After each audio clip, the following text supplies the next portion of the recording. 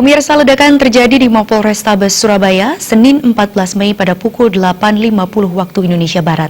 Ledakan diduga berasal dari bom yang dibawa pengendara roda 2. Dan menurut Kabid Humas Polda Jatim, Kombes Pol Frans Barung Mangera, 4 anggota polisi terluka.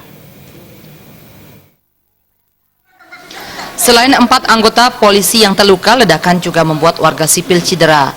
Para korban segera dirujuk ke Rumah Sakit Bayangkara Polda Jatim. Sebelumnya terjadi ledakan di Mapolrestabes Surabaya sekitar pukul 8.50 WIB. Berselang sejam kemudian, ledakan kembali terdengar. Dari rekaman CCTV yang beredar, terlihat bahwa sebuah sepeda motor yang ditumpangi 2 orang masuk ke areal Mapolrestabes Surabaya.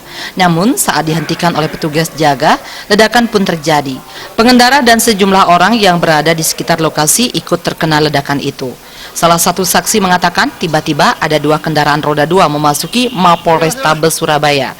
Satu kendaraan yang ada di depan ditumpangi 3 orang, sedangkan kendaraan di belakang ditumpangi 2 orang.